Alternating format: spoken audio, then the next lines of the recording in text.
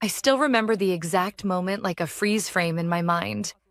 I was standing at the end of the long mahogany conference table, carefully placing a fresh set of acquisition documents into leather binders. The room smelled of polished wood, expensive cologne, and power. The CEO, Nathan Carlyle, the man who ran our multinational firm like his personal empire, leaned back in his chair, flashing that signature smug grin. "Mandy," he said, like my name was a punchline. "You're a secretary, not a lawyer. Maybe stick to stapling things, huh?" A few of the executives chuckled. I felt the heat crawl up my neck, but I said nothing. I simply nodded and set the binder down in front of him. I had been at Carlyle Holdings for 8 years. I started as an admin assistant, but over time I became something else entirely. The unofficial fixer.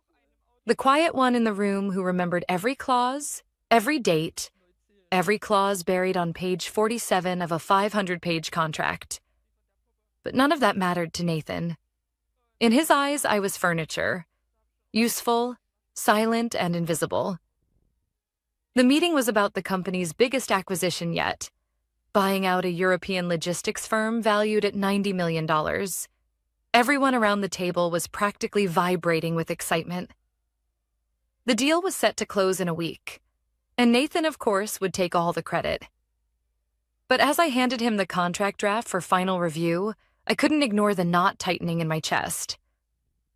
"There's something in here you might want legal to double-check," I said quietly, tapping a section near the back. Nathan barely glanced at it. I said, "Leave it." I looked him in the eye. "It's a loophole. Page 312, subsection D. It technically allows third-party purchase rights under dormant license clauses." Nathan scoffed loud enough for the whole room to hear. "Mandy, please, I have 3 Ivy League lawyers working on this. If they're not worried, I'm not worried. And I don't pay you to think." The room fell silent. Some smirked. Some looked away.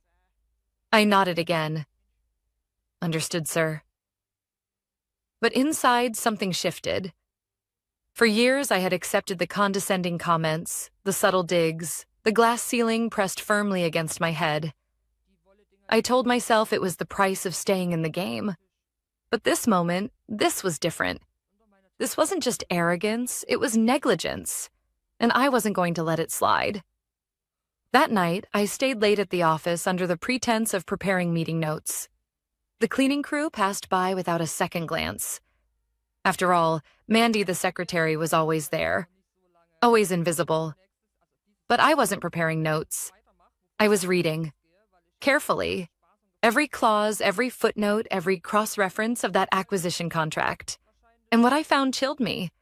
The dormant license clause was real and legal.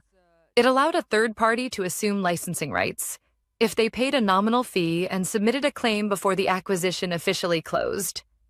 The price? $1. It was a clause designed for emergencies, never meant to be triggered. But it hadn't been removed, and no one else had noticed. I stared at the legal print long after midnight. My hands trembled, but not with fear. With something sharper, stronger. For the first time, I realized the real power wasn't with the people at the boardroom table.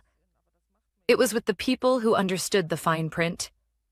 I made a decision that night. A decision that would change everything.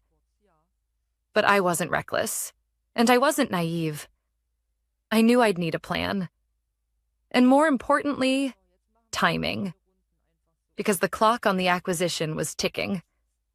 And Nathan Carlyle had no idea that by the time they tried to close their $90 million deal, I'd already be the legal owner of exactly what they were trying to buy.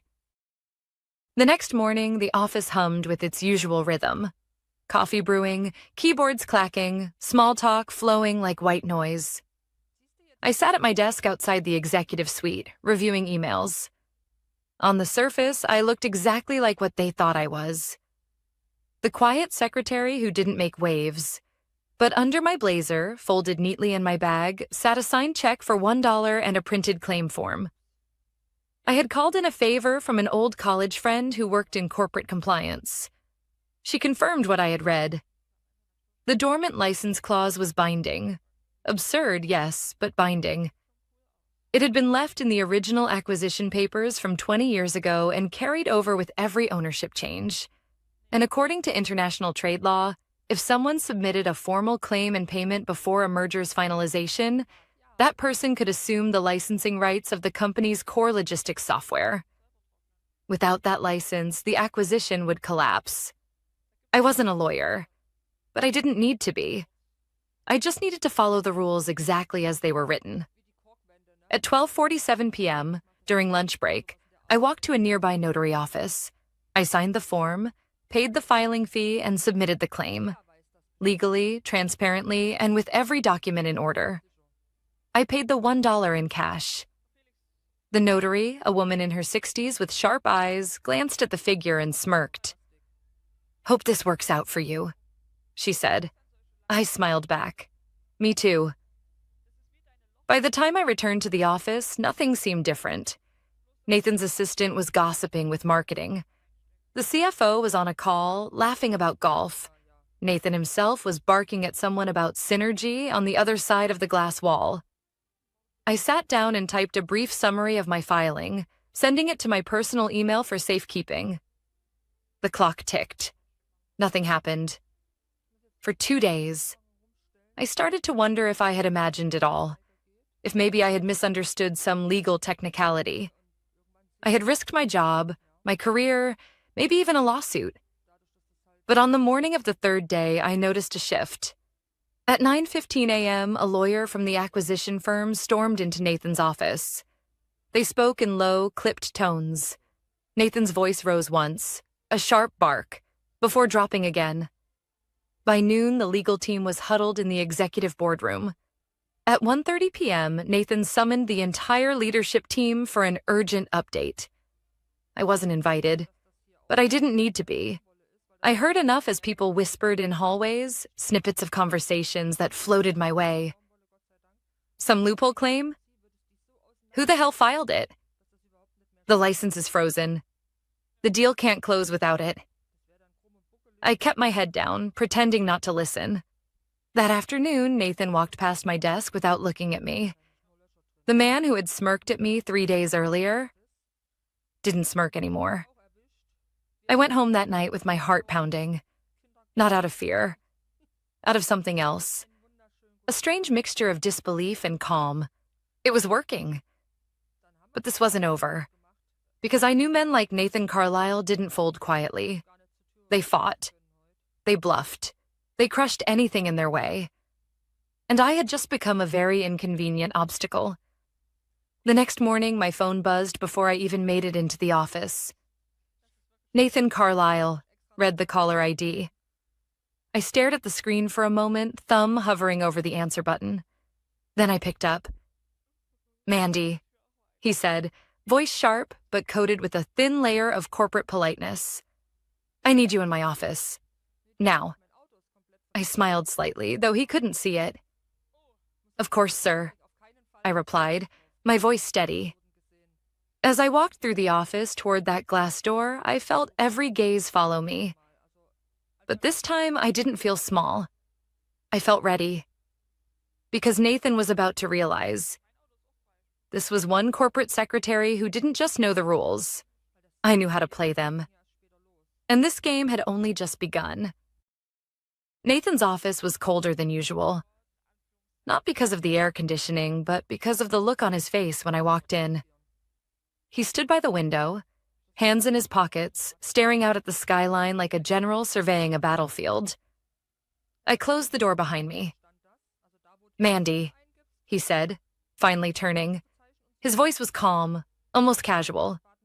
"Have a seat." I sat. He didn't. "I've been told," he began slowly, "that a dormant license claim has been filed against the Hanover acquisition." I said nothing. His jaw tightened. Imagine my surprise when I learned it was filed. By my secretary. I met his gaze, keeping my expression neutral. I followed the process outlined in the original contract. It's a legal claim. He let out a soft, humorless laugh. Legal or not, you had no right. You had no authority. You blindsided this company and jeopardized a $90 million acquisition. I kept my hands folded on my lap. Actually, I exercised a public clause that your legal team overlooked, and as of now, I hold the licensing rights Hanover requires to operate in this market. His eyes darkened. What are you playing at? I blinked slowly. Nothing, sir. I'm simply ensuring my rights as per the agreement terms. For a moment, he said nothing. The silence stretched. Then, with a low chuckle, he circled behind his desk and sat down, folding his hands like a poker player about to raise the stakes. You want money? I tilted my head slightly. Excuse me? He gave a sharp smile. Come on, let's not pretend. You saw an opportunity to grab a piece of this deal. Fine. Name your price. I'll buy you out of this little stunt. Clean. Quiet. I held his gaze. I didn't file the claim for money. His smile faltered. Then what? I leaned forward slightly. I filed it because you dismissed me like I didn't exist. You made a choice to ignore my warning. The same way you've ignored every person who wasn't sitting at this table with a title you respect. I'm not here to negotiate, Nathan. I'm here because this isn't your game to win by default anymore. For the first time, his confidence wavered. You realize, he said slowly, that this will not end well for you. I nodded. I realize it won't end well for you either. We stared at each other in a silent standoff, the air between us razor sharp. Finally, he leaned back in his chair. You'll regret this, Mandy. I gave him a small, polite smile. I'll take my chances. I stood and walked to the door.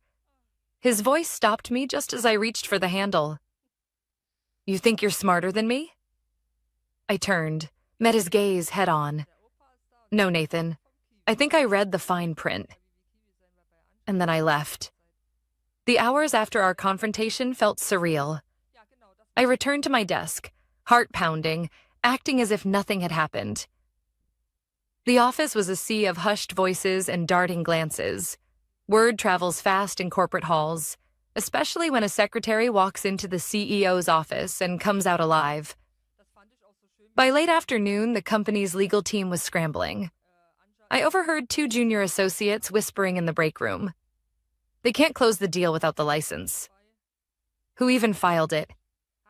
I heard Mandy. I kept walking, but I wasn't naive. I knew Nathan wouldn't let this go quietly. The first blow landed before I even left the building. At 5:03 p.m., an email popped up in my inbox from HR. Subject, formal inquiry into conduct. Immediate response required. I opened it, my pulse steady. They were investigating me for unauthorized interference with corporate contractual agreements. I almost laughed. Almost. Because I had seen this tactic before. A classic move in corporate chess. Smear the opponent, discredit them, make them look like a rogue actor before they could build a defense. But I was ready. I forwarded the email to my attorney. Yes, I had hired one. 2 days ago. I wasn't walking into this unarmed. Nathan thought this was still his game. He hadn't realized yet. I'd already flipped the board. The HR inquiry wasn't a surprise. But what came next was. The next morning, I arrived at the office early, wanting to stay ahead of whatever Nathan had planned. The first thing I noticed was my computer. Locked. A red screen blinked back at me. Access restricted. Please contact IT. I took a slow breath. At 8:13 a.m., I got called into HR again. 2 people waited for me. One, the head of HR, and the other, a corporate counsel I had never seen before. We've temporarily suspended your system access. The HR director began, folding her hands neatly on the table. Pending investigation into recent concerns raised by the executive office. I nodded calmly. Concerns relating to a lawful, documented license claim that I filed personally, outside of company resources? A flicker of discomfort crossed her face. We're simply following protocol. I leaned back in my chair. So am I. I handed her a letter, signed by my attorney, formally stating that any retaliatory action taken against me, including restricting access or assigning blame without evidence, would be met with legal response. The counsel's lips pressed into a thin line as he read it. Is that a threat, Ms. Harris?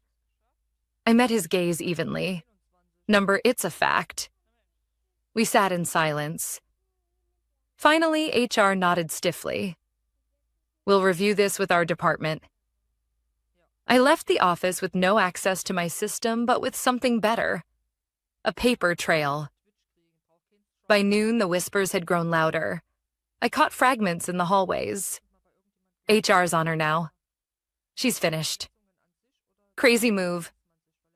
I walked past them all, keeping my expression neutral. I knew how this game worked. Nathan was trying to push me out before the board or shareholders got wind of what really happened. If I walked away now, it would confirm every accusation. Unauthorized conduct, insubordination, breach of trust.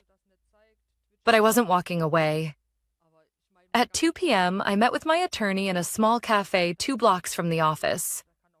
He was sharp, methodical, not one for theatrics. Exactly the kind of lawyer you want when facing a corporate machine. He slid a folder across the table. We're filing a preemptive injunction. They move against you, they'll have to explain everything in court. Public record. I opened the folder, glancing over the documents. Nathan won't risk that, I said quietly. My attorney smiled slightly. That's the point. The next day, the atmosphere at the office shifted. The tension didn't dissolve. It thickened. But this time, it wasn't directed at me. It was Nathan. Word had started leaking. People asked questions. How did a secretary file a binding claim? Why hadn't legal caught it? Why was HR scrambling like this? The CFO avoided eye contact with me. 2 VPs whispered in the hallway when I passed. And then, late that afternoon, something I didn't expect happened. I got a call from the chairman of the board. Mandy, this is Richard Clark. I believe we need to have a conversation. I sat across from him in a glass-walled conference room on the top floor. Unlike Nathan, Richard didn't posture. He listened. For 20 minutes, I laid it all out. The ignored warning, the loophole, Nathan's dismissal, the filing, the retaliation. I presented everything with documents. Calm, factual, professional. When I finished, Richard sat back, hands steepled. You've put us in a difficult position, he said finally. I met his eyes. No, sir. Nathan did that. I followed the law. The company's leadership ignored it. He exhaled slowly, nodding. You're not wrong. A pause stretched between us. You've given us a lot to consider, he said. I'd appreciate it if you didn't speak to the press in the meantime. I gave a small, polite smile. I'm not looking for headlines, Mr. Clark. I'm looking for accountability. He nodded again. This time, slower. Understood.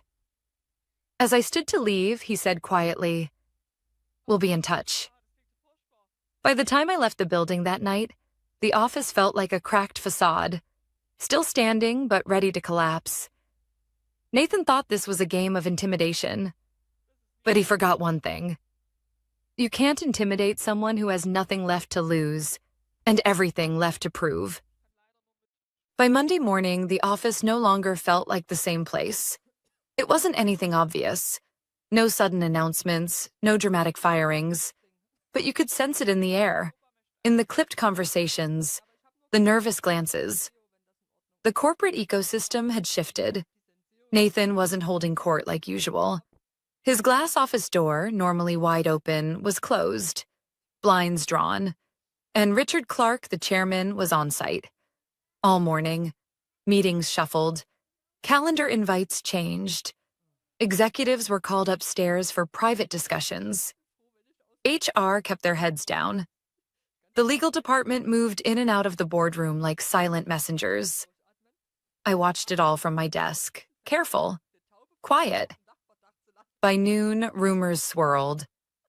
Emergency board review. Compliance breach.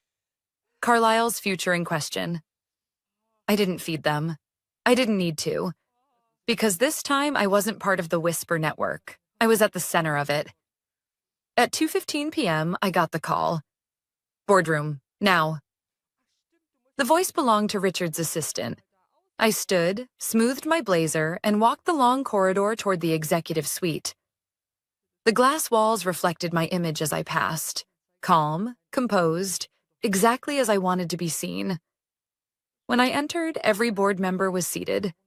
Nathan sat at the far end.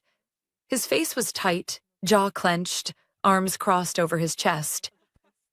Richard gestured for me to sit across from him, one chair apart from Nathan. I nodded and took my seat. The room fell silent. Then Richard spoke. We've reviewed the documents Ms. Harris provided, along with statements from legal, HR, and compliance. We've also consulted with outside counsel. He looked around the table. A few heads nodded. This acquisition has been jeopardized by a critical oversight. That much is undeniable. The question before us now is how we handle both the business implications and the internal leadership issues that led us here. A murmur rippled through the board members. Richard turned to me.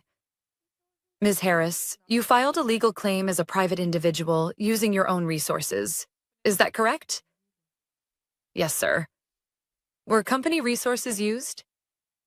No, sir. Did you act on proprietary information not available in public records? I shook my head.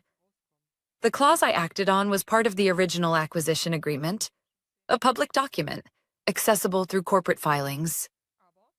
Richard nodded once. Thank you. He turned to Nathan. And you, Mr. Carlisle, were made aware of this potential issue prior to the claim being filed? Nathan's jaw tightened. Yes or no? Nathan's nostrils flared. Yes. Did you investigate the concern? Nathan hesitated, then muttered, I dismissed it. Silence fell again. Richard leaned back in his chair, folding his hands. Noted. The next hour was a controlled dismantling. They reviewed Nathan's mishandling of the deal, his refusal to escalate concerns, his attempt to retaliate through HR, and the formal complaint I had submitted through legal counsel. Every step Nathan had taken to discredit me was now evidence against him. He tried to defend himself. Excuses, half-truths, shifting blame to his legal team, even suggesting I acted out of spite. But the board wasn't buying it, and I didn't need to say much. The facts spoke louder than any defense I could have given. Finally, Richard delivered the verdict.